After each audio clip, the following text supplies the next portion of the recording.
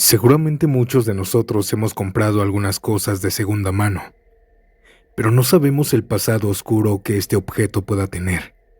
Muchos de esos objetos estuvieron ligados a personas que ya no están en este mundo, y algunas veces algo de ellos aún permanece. Sucesos paranormales, presencias inexplicables y energías que se niegan a irse. Y esta primera historia confirmará exactamente lo que te estoy diciendo. Mi nombre es Santiago. Comencemos.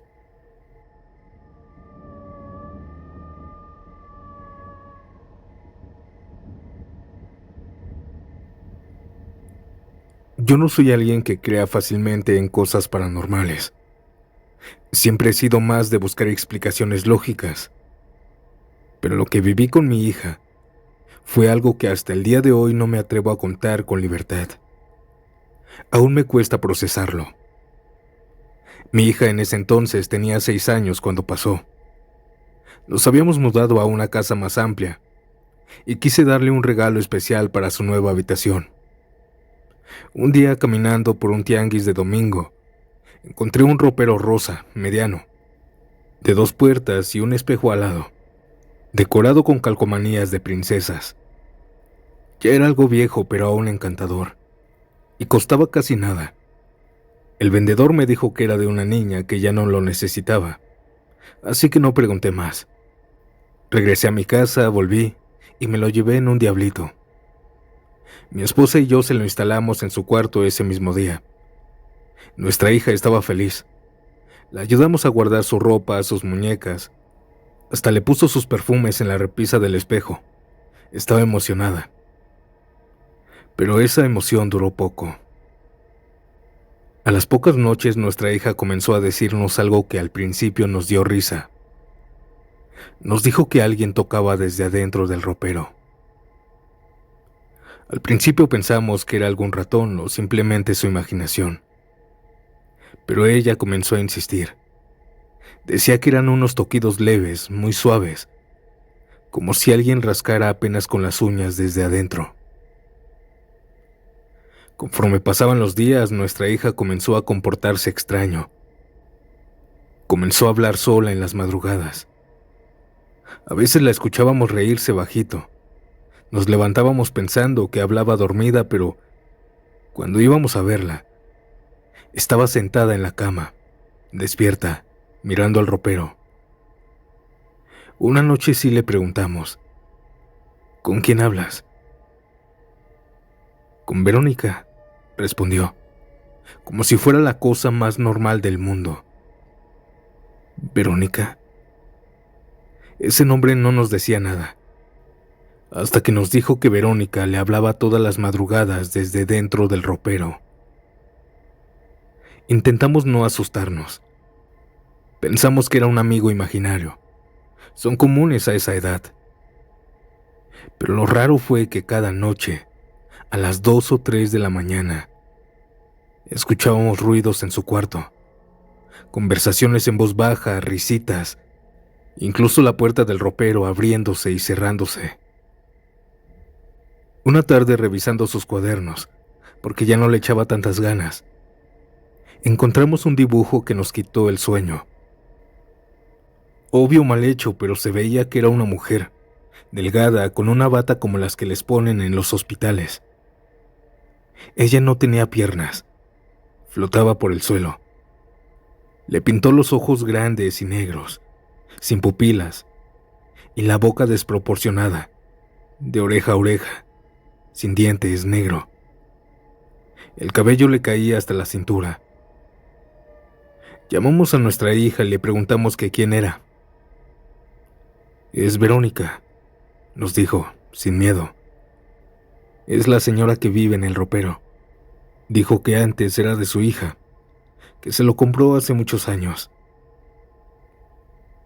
Ahí fue cuando el miedo se nos metió al cuerpo.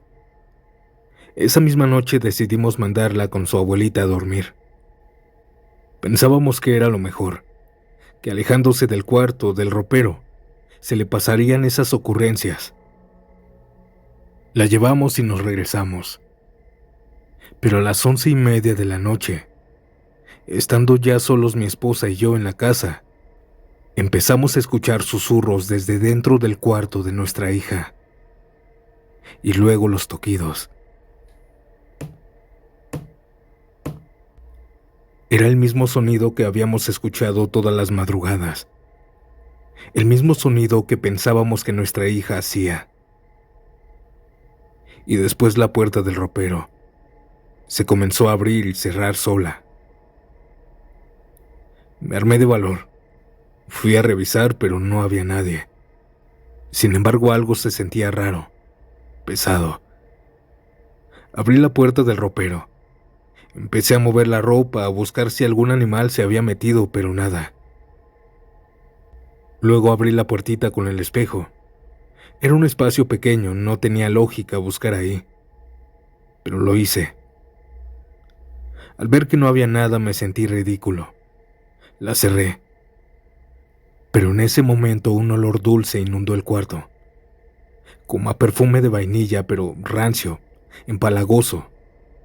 Y después, los mismos golpes dentro del ropero. Me paralicé. Vi de reojo algo moviéndose en el fondo, entre la ropa, como una tela o cabello. Llamé a mi esposa. Ella vino corriendo y juntos revisamos todo de nuevo. Pensamos que podía ser algún animal, pero cuando ella abrió la puertita del espejo y la cerró, se quedó en silencio. Pude ver cómo se ponía pálida muy rápido. Y después me dijo, la vi. Me dijo con los ojos llorosos. La vi en el espejo. ¿A quién? A ella. Estaba detrás de nosotros. Lo que había visto me lo describió tal cual como la dibujó nuestra hija. Flotando, sin piernas, con la bata de hospital, con esa boca negra, mirándola fijamente desde el reflejo. No había forma de que lo inventara, mi esposa no es de esas. A medianoche, sin decir palabras, sacamos el ropero a la calle. Lo dejamos junto a la banqueta. Ahí lo dejamos para que se lo llevara quien fuera. A la mañana siguiente pensamos que había sido nuestra sugestión, el estrés. Nos comenzamos a reír y estábamos a punto de meter el ropero. Pero a las 9 de la mañana un vecino tocó la puerta. Traía aún la cara de sueño y algo de susto. «Oigan, ¿todo está bien?», preguntó. Nosotros le dijimos que sí, que por qué. Y nos dijo que anoche pasó como a la 1 de la mañana. Y comenzó a escuchar a una mujer susurrando desde el ropero. Pensó que alguien estaba jugando o que nos habíamos peleado. Pero nosotros ya estábamos dormidos a esa hora. Esto fue lo que confirmó todo. Lo que decía mi hija era verdad. El camión de la basura se llevó el ropero esa misma semana. Y desde entonces la casa volvió a la calma. Mi hija también. Hoy ella tiene 18 años. A veces le preguntamos si recuerda a Verónica. Ella solo sonríe, pero evita el tema. Dice que cuando era niña no entendía que esa mujer que la visitaba en el ropero ya no estaba viva.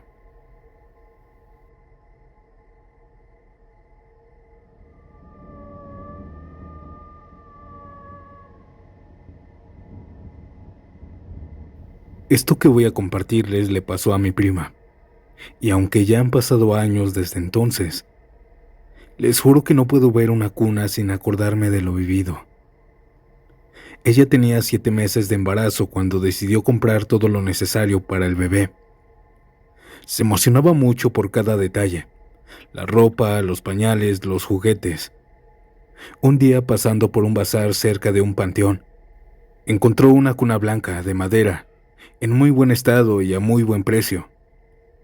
El vendedor le dijo que casi no se había usado. Ella no lo dudó, la compró sin pensarlo. Como el departamento donde vivía no era muy grande, puso la cuna justo a un lado de su cama. La acomodó bonito con sabanitas limpias, le colgó un móvil con estrellas y la dejó lista para cuando naciera el bebé. Todo parecía normal. La primera noche no pasó nada raro, pero al día siguiente, después de que su esposo se fue a trabajar temprano, comenzó lo extraño, lo paranormal. Ella me lo contó así. Estaba sentada descansando cuando de repente, sin razón alguna, la casa se llenó de un aroma. Era un olor muy particular, ese olor dulce y fresco de bebé recién bañado, pero fuerte, como si hubieran abierto un frasco con esa esencia y la hubieran tirado por toda la casa. Ella revisó si algo había abierto, alguna crema, pero nada. Al principio pensó que eran sus hormonas o su ansiedad por tener al bebé.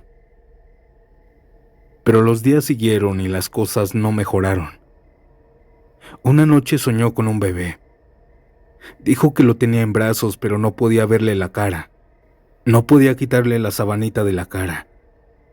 Pero lo sentía pesado, frío, como si no respirara. Ella se despertó angustiada, pero se dijo que era normal soñar con cosas raras en el embarazo, con miedos que a lo mejor tenía con el bebé. Sin embargo, el cuarto día fue cuando la cosa comenzó a ponerse seria. Ella estaba haciendo la comida cuando escuchó un crujido rítmico, como si algo se estuviera moviendo, como si la cuna se meciera sola. Ella fue hacia el cuarto con el corazón acelerado. Aquel sonido era reconocible. Era la cuna, estaba segura. Pero momentos antes de llegar al cuarto, aquel sonido se detuvo. Cuando entró todo estaba en silencio. Y esto mismo pasó al día siguiente, y luego otra vez. Varias veces escuchó el sonido de la cuna moviéndose sola, y siempre al acercarse, aquel sonido se iba. Una noche cuando su esposo llegó, decidió contarle todo. Él intentó calmarla, decirle que tal vez estaba estresada, pero mientras estaban cenando, volvió a sonar. Era suave el sonido, pausado. Ambos fueron al cuarto, y ahora sí la vieron. La cuna se estaba moviendo sola, lenta. Nadie la estaba tocando, no había aire, no habían ventanas abiertas. Solo estaba moviéndose. Esa noche no durmieron bien. Pero por ahí de las 3 de la madrugada, sucedió lo peor. Los despertó el sonido de la cuna. En la oscuridad vieron cómo se estaba moviendo, pero esta vez más rápido, más fuerte, como si alguien la empujara con insistencia. Y luego comenzaron a escuchar unos balbuceos. Eran claritos, como si un bebé estuviera adentro. Ellos prendieron la luz, corrieron a ver. La cuna se detuvo en seco y no había nadie, nada. Fue suficiente, no podían más. Esperaron a que apenas se amaneciera para meter la cuna al carro y la dejaron abandonada en un parque, justo a las afueras del barrio. No quisieron ni venderla ni regalarla, solo deshacerse de ella. Lo más espeluznante es que semanas después, cuando ya casi nacía su bebé, una vecina mayor del barrio le contó que en ese mismo bazar vendían cosas que rescataban de las casas donde alguien había muerto. Muchas veces incluso cosas de bebés que nunca llegaron a nacer o que murieron ahí. Desde ese día mi prima nunca más volvió a comprar cosas usadas para su bebé. Esta fue la historia de mi prima Etzel. Muy buenas noches.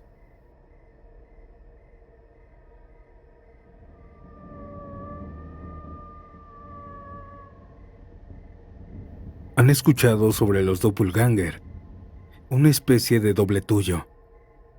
Lo sé, suena muy ficticio, pero Yo lo viví. Todo comenzó con un saludo que no di. Recuerdo que esa noche llegué a casa un poco más tarde de lo normal. Trabajo en un taller mecánico y se nos hizo tarde con una entrega. Ya eran casi las 8:30 cuando llegué a mi casa. Sentí el olor de la comida y pensé que tal vez aún alcanzaría algo caliente. Mi mamá salió de la cocina, pero con una cara rara. «¿Te saliste y volviste a regresar?», me dijo. Yo me quedé quieto. «¿De qué hablas?». Ella no me respondió de inmediato. Solo me miró como si estuviera confundida. Y luego soltó una pequeña risa nerviosa. «Es que hace como media hora entraste y pasaste a tu cuarto. Te saludé, pero no me dijiste nada. Solo te subiste». Yo no supe qué decir. Yo no había llegado. Le aseguré que yo no había estado en la casa en todo el día, que apenas acababa de llegar. Mi mamá se quedó en silencio. Luego fue a tocar la puerta de mi cuarto. Obviamente no había nadie adentro. Yo traté de calmarla, de decirle que tal vez se escuchó mal o que fue alguien que pasó por la calle. Pero ella me miró con una palidez que no le conocía. «Te vi, hijo. Te vi. Tenías la misma ropa, la misma mochila. Te vi subir. Te veías triste y yo subí a tu cuarto y te vi acostado, durmiendo». Me dio escalofríos lo que dijo. Quise pensar que tal vez mi hermana había subido, pero ella ni siquiera había llegado. Esa semana las cosas se salieron de control. Una noche estaba viendo con mi mamá una serie en la sala, cuando mi hermana comenzó a gritar desde su cuarto: «Ya lárgate para allá, que me das miedo». Ambos fuimos a ver lo que sucedía, y cuando mi hermana me vio vi cómo puso su cara de horror, pues ella nos dijo que yo estaba pegado en su ventana asomándome y luego agachándome. Pero no era yo. Mi mamá y yo le dijimos que no había estado ahí, que yo había estado todo el tiempo con ella, con mi madre. Después de esos 2 encuentros paranormales, nunca más volvió a suceder. Pero esto fue sin duda lo más extraño y paranormal que nos ha sucedido como familia.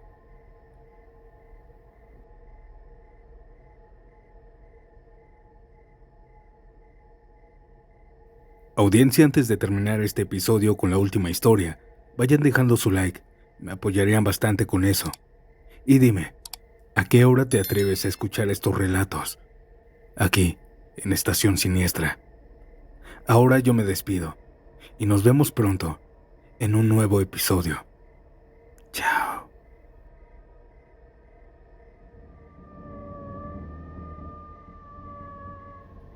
Cuando era niña viví con mi mamá en la casa grande de mi abuelo, en un pueblo de Guatemala.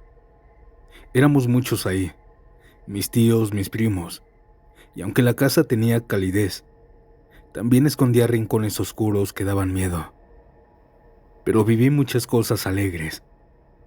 Una de ellas, una de mis mayores alegrías, era una muñeca de trapo que me regalaron por mi cumpleaños. Tenía un vestido rosa, hecho de tela gruesa, y unos ojos grandes bordados con hilos negros. La muñeca era vieja, lo sabía, pero a mí me parecía hermosa. Mi mamá, en cambio, la odiaba. Decía que esas muñecas siempre le dieron miedo, y cada que me veía con mi muñeca, ella siempre me regañaba. Una noche quise dormir con mi muñequita, pero escuché cómo venía mi mamá y para evitar que me regañara, la tomé y la lancé. La muñeca dio vueltas y cayó sobre una repisa alta de madera, que estaba justo encima del televisor viejo del cuarto. Ahí se quedó, colgada de un brazo con el cuerpo inclinado y la cabeza caída hacia un lado. Ya no me atrevía a bajarla esa noche. Me dio miedo que mi mamá me viera. Al día siguiente no la toqué. Me levanté a almorzar con los demás.